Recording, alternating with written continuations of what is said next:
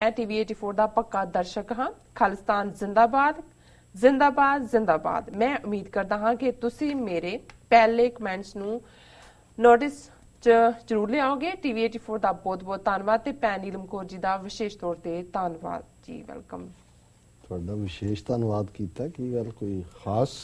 ਮੈਂ ਤਾਂ ਕੁਝ ਵੀ ਨਹੀਂ ਕਿਹਾ ਡਾਕਟਰ ਸਾਹਿਬ, ਕਹਿੰਦੇ ਤੁਸੀਂ ਹੋ। ਨਹੀਂ, ਬਹੁਤ ਇਹਨਾਂ ਦਾ ਵੀਰ ਮਨਜੀਤ ਸਿੰਘ ਮਠਾਰੂ ਜੀ ਦਾ ਸ਼ੁਕਰੀਆ। ਉਹਨਾਂ ਨੇ ਸਾਨੂੰ ਲਿਖਿਆ, ਉਹਨਾਂ ਨੇ ਡਾਇਸਪੋਰਾ ਸਿੱਖਾਂ ਤੇ ਮਾਣ, ਔਰ ਉਹਦੇ ਚ ਸਾਨੂੰ ਵੀ ਜਿਹੜਾ ਰਲ ਮਿਲ ਕੇ ਭੈਣਾਂ 21 ਹੋ ਗਏ ਜੀ। ਸੁਣੀਏ ਗੱਲ ਕਿ ਨਹੀਂ? ਡਾਕਟਰ ਤੁਸੀਂ ਸੁਣਾ ਲਓ। ਨਹੀਂ, ਕਹਿੰਦਾ ਨਾ ਦੋ ਬੀਬੀਆਂ ਕਿਤੇ ਸ਼ਗਨ ਪਾਉਣ ਗਈਆਂ ਤੇ ਉਹਨਾਂ ਨੇ ਕਿਹਾ ਜੀ ਇੱਕ ਤੇਰੇ ਕੋਲ ਟੁੱਟੇ ਹੈਗੇ, ਤੇਰੇ ਕੋਲ ਟੁੱਟੇ ਨੇ। ਇੱਕ ਨੇ 20, ਉਹਨੇ ਕਿਹਾ ਅਸੀਂ ਇਕੱਠੇ ਹੀ ਪਾ ਦਿੰਨੇ। ਇੱਕ ਨੇ 20 ਦਿੱਤੇ, ਇੱਕ ਦਿੱਤਾ ਪਾ ਤੇ। ਜਦੋਂ ਵਾਪਸ ਮੁੜੀਆਂ ਆਈਆਂ ਕਿਸੇ ਨੇ ਪੁੱਛਿਆ ਜੀ ਸ਼ਗਨ ਪਾਇਆ? ਹਾਂ, ਕਿੰਨਾ ਪਾਇਆ? 20 ਵਾਲੀ ਤਾਂ ਵਿਚਾਰੀ ਚੁੱਪ ਰਹੀ। ਉਹ ਇੱਕ ਵਾਲੀ ਕਹਿੰਦੀ ਭੈਣਾ ਪਾਉਣਾ ਕੀ ਸੀ, ਰਲ ਮਿਲ ਕੇ 21 ਕਰਤੇ। ਸੋ ਡਾਇਸਪੋਰਾ ਸਿੱਖਾਂ ਜਿਨ੍ਹਾਂ ਨੇ ਸਾਨੂੰ ਵੀ ਰਲ ਮਿਲ ਕੇ 21 ਚ ਕਰ ਦਿੱਤਾ। ਅਸੀਂ ਸਮਝਦੇ ਹਾਂ ਵੀ ਇਹ ਸਿੱਖ ਸੰਗਤ ਦਾ ਪਿਆਰ ਹੈ ਪੰਥ ਦੇ ਨਾਲ, ਅਵੇਅਰਨੈਸ ਹੈ। ਔਰ ਬਹੁਤ ਸਾਰੀਆਂ ਉਹ ਜਥੇਬੰਦੀਆਂ ਜਿਹੜੀਆਂ ਕਿ ਲਗਾਤਾਰਤਾ ਨਾਲ ਪਿਛਲੇ 30-31 ਸਾਲ ਤੋਂ ਸਿੱਖ ਯੂਥ ਆਫ ਅਮਰੀਕਾ ਬਿਗਨਰ ਸੀ ਬਹੁਤ ਸਾਰੇ ਮਾਮਲਿਆਂ 'ਚ। ਇਸ ਵੇਲੇ ਸ਼੍ਰੋਮਣੀ ਅਕਾਲੀ ਦਲ ਅੰਮ੍ਰਿਤਸਰ, ਸਿੱਖਸ ਫਾਰ ਜਸਟਿਸ ਔਰ ਇੰਡੀਵਿਜੂਅਲਸ ਵੀ। ਮੈਂ ਕਈ ਵਾਰੀ ਜਥੇਬੰਦੀ ਜੇ ਇੱਕ ਦਾ ਨਾਂ ਲਓ ਦੂਸਰਾ ਨਾ ਨਾਰਾਜ਼ ਹੋ ਜਾਏ, ਪਰ ਮੈਂ ਸਮਝਦਾ ਵੀ ਅਲਟੀਮੇਟਲੀ ਜਥੇਬੰਦੀ ਤਾਂ ਕੌਮੀ ਗੱਲ ਨੂੰ ਹੀ ਅੱਗੇ ਤੋਰਨ ਲਈ ਹੁੰਦੀ ਹੈ ਜੀ। ਔਰ ਉਹਨਾਂ ਨੇ ਜਿਹੜਾ ਟੀਵੀ 84 ਉਹਦੇ ਨਾਲ ਵੀ ਜੀ ਲਿਖਤਾ। ਟੀਵੀ ਪਤਾ ਨਹੀਂ ਤੁਸੀਂ ਕਿਹਾ ਟੀਵੀ? ਨਹੀਂ ਕਹਿਤਾ, ਮੈਂ ਰਿਸਪੈਕਟ ਕੀਤੀ ਹੈ ਟੀਵੀ 84 ਦੇ ਵਿੱਚ। ਵਾਕਈ ਟੀਵੀ 84 ਨਹੀਂ ਰਿਸਪੈਕਟਫੁਲ ਹੈਗਾ ਡਾਕਟਰ ਸਾਹਿਬ, ਤਾਂ ਕੋਈ ਗੱਲ ਨਹੀਂ। ਤੇ ਉਹਨਾਂ ਨੇ ਇਸ ਦੇ ਉੱਤੇ ਮਾਣ ਦਾ ਇਜ਼ਹਾਰ ਕੀਤਾ। ਅਸੀਂ ਸਮਝਦੇ ਹਾਂ ਕਿ ਇਹ ਗੱਲ ਬਹੁਤ ਸਾਰੇ ਜਿਹੜੇ ਪੰਥ ਦਰਦੀ ਨੇ ਮਹਿਸੂਸ ਕਰਦੇ ਨੇ ਕਿ ਸਾਡੇ ਕੋਲ ਇੱਕ ਆਵਾਜ਼ ਹੈ ਜੀ। ਔਰ ਅਸੀਂ ਇਸ ਗੱਲ ਨੂੰ ਵੀ ਮੱਦੇਨਜ਼ਰ ਰੱਖਦੇ ਹਾਂ, ਕਦੇ ਵੀ ਸਾਡੀ ਕੋਈ ਪਾਰਟੀਸਨ ਲਾਈਨ ਨਹੀਂ ਹੁੰਦੀ, ਸਭ ਧਿਰਾਂ ਨੂੰ ਮੌਕਾ ਦੇਣ ਦੀ ਗੱਲ। ਔਰ ਕੁਛ ਜਿਵੇਂ ਪੰਜਾਬ 'ਚ ਆਉਣ ਵਾਲੇ ਦਿਨਾਂ 'ਚ ਸਾਡੇ ਨਵੇਂ ਪ੍ਰੋਗਰਾਮ ਦਰਸ਼ਕ ਦੇਖਣਗੇ, ਕੁਛ ਤੇ ਪ੍ਰੋਮੋ ਚੱਲ ਰਹੇ ਨੇ ਜੀ। ਔਰ ਕੱਲ ਲਾਈਵ ਜਿਹੜਾ ਕੀਰਤਨ ਦਾ ਵੀ ਫਰੀਦਕੋਟ 'ਚ ਕੀਰਤਨ ਦਰਬਾਰ ਹੋ ਰਿਹਾ, ਉਹ ਰਨ ਹੋਏਗਾ, 2-3 ਦਿਨ ਸ਼ਾਇਦ ਚੱਲੇਗਾ ਜੀ। ਔਰ ਜਿਵੇਂ ਹਰਿੰਦਰ ਸਿੰਘ ਜਿਹੜੇ ਕਿ ਸਰਬੱਤ ਖਾਲਸਾ ਦੇ ਵਿੱਚ ਸ਼ਾਮਲ ਹੋਏ, ਮਤੇ ਅੰਗਰੇਜ਼ੀ 'ਚ ਉਹਨਾਂ ਨੇ ਪੜ੍ਹੇ ਸੀ, ਉਹਨਾਂ ਦੇ ਉੱਤੇ ਵੀ ਦੇਸ਼ ਧਰੋਹ ਦਾ ਕੇਸ ਹੋਇਆ। ਸੋ ਅੱਜ ਕੁਦਰਤੀ ਉਹ ਸਟੂਡੀਓ ਆਏ। ਹਾਲਾਂ ਉਹਨਾਂ ਨੇ ਮੇਰੇ ਨਾਲ ਕੰਟੈਕਟ ਕਰਨ ਦੀ ਕੋਸ਼ਿਸ਼ ਕੀਤੀ, ਬਟ ਸਮਹਾਉ ਮੈਨੂੰ ਮੈਸੇਜ ਨਹੀਂ ਮਿਲਿਆ ਜੀ। ਸੋ ਉਹਨਾਂ ਦੇ ਨਾਲ ਅੱਜ 1 ਘੰਟੇ ਦਾ ਟੀਵੀ ਪ੍ਰੋਗਰਾਮ, ਟੀਵੀ ਰਿਕਾਰਡਿੰਗ ਜਿਹੜੀ ਹੈ ਉਹ ਵੀ ਗੁਰਮੀਤ ਸੋਢੀ ਉਹਨਾਂ ਨੇ ਕੀਤੀ, ਜਿਹੜਾ 7 ਤੋਂ 8 ਦਰਸ਼ਕਾਂ ਨੇ ਦੇਖਿਆ। ਸੋ ਅੱਜ ਜਿਹੜਾ ਹੈ ਉਹ 11 ਤੋਂ 12 ਵਾਲੇ ਸੈਗਮੈਂਟ 'ਚ ਫੇਰ ਦੇਖਣਗੇ। ਔਰ ਕੱਲ ਵੀ ਸ਼ਾਮ ਨੂੰ ਦੋਨਾਂ ਸੈਗਮੈਂਟਸ ਦੇ ਵਿੱਚ ਰਿਪੀਟ ਹੋਏਗਾ ਜੀ।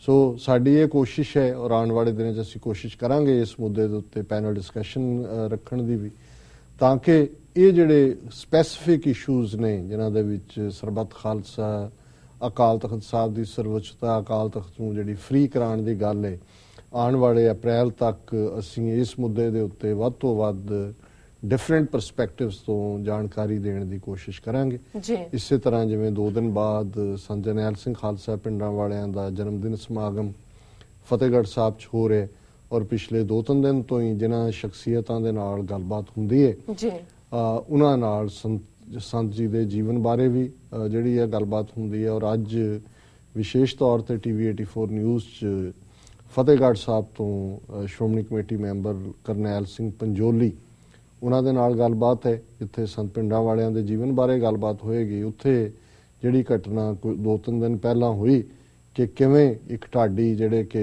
ਅਕਾਲ ਤਖਤ ਸਾਹਿਬ ਦੇ ਉੱਤੇ ਆਪਣਾ ਕਰ ਰਹੇ ਸਨ ਵਿਖਿਆਨ ਜੀ, ਔਰ ਉਹ ਕੰਪੇਅਰ ਕਰ ਰਹੇ ਸੀ ਕਿ ਕਿੱਥੇ ਅਕਾਲੀ ਫੂਲਾ ਸਿੰਘ ਵਰਗੇ ਜਿਹੜੇ ਨੇ ਨਿਸਵਾਰਥ ਲੀਡਰ ਸਨ, ਔਰ ਕਿਵੇਂ ਅੱਜ ਦੇ ਸਾਡੇ ਲੀਡਰ ਨੇ ਜਿਹੜੇ ਕਿਵੇਂ ਕੌਮ ਦੇ ਨਾਲ ਧਰੋਹ ਕਰ ਰਹੇ ਨੇ। ਤਾਂ ਕੁਦਰਤੀ ਗੁਰਦਾਸਪੁਰ ਦਾ ਬਦਮਾਸ਼ ਸੁੱਚਾ ਲੰਗਾ ਜਿਹੜਾ ਅਕਾਲੀਆਂ ਦਾ ਟੌਪ ਦਾ ਲੀਡਰ ਬਣਿਆ ਹੋਇਆ, ਉਹ ਆਪਣੇ ਲੱਠ ਮਾਰਾਂ ਔਰ ਉਸ ਕਿਸਮ ਦੇ ਜਿਹੜੀ ਹੈ ਕਰਾਊਡ ਦੇ ਨਾਲ ਉੱਥੇ ਮੱਥਾ ਟੇਕਣ ਆਇਆ, ਉਹਦੇ ਕੰਨਾਂ 'ਚ ਵੀ ਪਿਆ ਜੀ। ਔਰ ਉਹਨੇ ਇੱਕਦਮ ਜਾ ਕੇ ਜਿਹੜਾ ਹੈ ਆਪਣੇ ਲੱਠ ਮਾਰਾਂ ਦੇ ਨਾਲ ਮਾਈਕ ਖੋਲਿਆ ਢਾਡੀ ਤੋਂ ਜੀ, ਔਰ ਸੰਗਤ ਦੇ ਜਦੋਂ ਫਿਰ ਉਹ ਜਾਗਿਆ ਫਿਰ ਉਹਨਾਂ ਨੂੰ ਵਾਪਸ ਕਰਨਾ ਪਿਆ।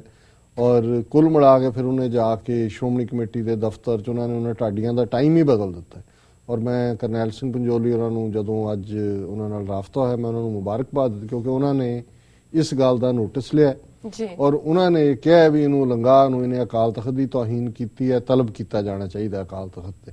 ਸੋ ਅਸੀਂ ਸਮਝਦੇ ਹਾਂ ਵੀ ਇਹ ਸਾਰੇ ਇਸ਼ੂ ਜਿਹੜੇ ਨੇ ਅਸੀਂ ਸੰਤ ਪਿੰਡਾਂ ਵਾਲਿਆਂ ਦੇ ਜੀਵਨ ਨਾਲ ਸੰਬੰਧਿਤ ਵੀ ਔਰ ਦੂਸਰੇ ਵੀ, ਇਹ TV 84 ਦੇ ਹਵਾਲੇ ਨਾਲ ਹੀ ਗੱਲ ਹੋਈ ਹੈ ਕਿ ਸਾਡੀ ਕੋਸ਼ਿਸ਼ ਹੈ ਕਿ ਅਲਟੀਮੇਟਲੀ ਉੱਥੋਂ ਦੀ ਆਵਾਜ਼, ਇੱਥੋਂ ਦੀ ਆਵਾਜ਼ ਔਰ ਅਲਟੀਮੇਟਲੀ ਸਾਡੀ ਡੈਸਟਨੀ ਖਾਲਿਸਤਾਨ ਵੱਲ ਜਿਹੜੀ ਪੇਸ਼ਕਦਮੀ ਹੈ ਉਸ ਲਈ ਕੌਮ ਨੂੰ ਵੱਧ ਤੋਂ ਵੱਧ ਜਾਗਰੂਕ ਕਰੀਏ। ਸੋ ਇਹਨਾਂ ਦਾ ਵੀਰ ਮਨਜੀਤ ਸਿੰਘ ਮਠਾਰੂ ਜੀ ਦਾ ਬਹੁਤ ਬਹੁਤ ਸ਼ੁਕਰੀਆ, ਉਹਨਾਂ ਨੇ ਬੜੇ ਸ਼ਲਾਘਾਯੋਗ ਸ਼ਬਦ ਕਹੇ ਨੇ ਸਾਡੇ ਲਈ। ਜੀ ਡਾਕਟਰ ਸਾਹਿਬ, ਹੁਣ ਤੁਸੀਂ ਸਾਡੇ ਦਰਸ਼ਕਾਂ ਨੂੰ ਦੱਸੋ ਅੱਜ ਦਾ ਵਿਚਾਰ।